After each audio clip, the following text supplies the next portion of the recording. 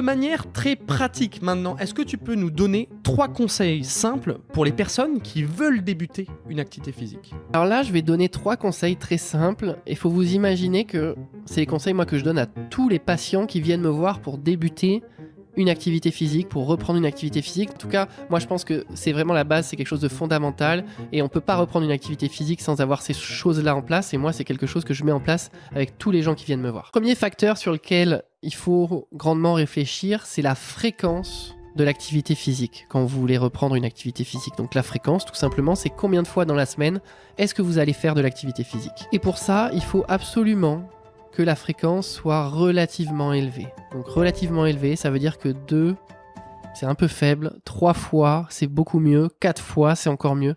Dans la semaine, vous mettiez en place une activité physique. Donc c'est pour ça qu'il faut une fréquence qui est élevée pour qu'il y ait suffisamment de stimuli pour créer une adaptation au niveau du corps. Si vous n'avez pas ces moments fréquents dans votre semaine où vous faites une activité physique, le premier problème, c'est que votre corps ne va pas progresser, ce qui peut-être en soi n'est pas grave parce que là on se place vraiment d'un point de vue santé, même si je pense que avoir une petite progression, c'est quand même ce qui permet de motiver les gens, donc c'est quand même important.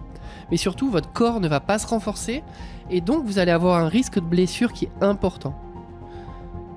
Et ça, c'est fondamental parce que si vous vous blessez au tout début, c'est pas quelque chose qui est grave parce que ça se soigne, ça met pas en jeu l'intégrité de la personne, etc. Mais par contre, ça va nécessiter un arrêt de l'activité et du coup peut-être que le train de la motivation, il repassera pas ou il repassera que dans 2 ans, 5 ans, 10 ans. Donc la fréquence effectivement fondamentale quand on débute, on veut une fréquence élevée. Et ça je sais que c'est dur parce qu'on a tous des agendas surchargés et je sais que je fais pas plaisir à mes patients quand je leur dis ça parce que ils essaient déjà de jongler entre le travail, la vie perso, les amis, etc. Moi je leur dis en plus il va falloir faire plusieurs séances dans la semaine. Et là, pour le coup, je leur annonce une bonne nouvelle, c'est qu'au tout début, quand ils reprennent, il faut des séances qui soient courtes.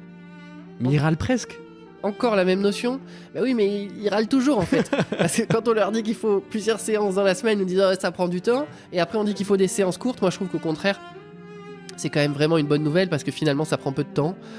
Et en fait, il faut des séances courtes parce que le corps n'est pas capable de supporter des séances plus longues. Et c'est même rassurant pour les gens de se dire que quand on débute une activité physique, ça va être plutôt facile. Ça va être un gap qui va être plutôt petit. C'est agréable. Bien sûr, hyper important. Et hyper motivant pour les gens qui débutent le sport. Et le troisième critère qui est fondamental à aborder avec mes patients, c'est l'intensité. Et au tout début, on est encore sur la même notion. Il faut une intensité qui soit faible. Je le redis.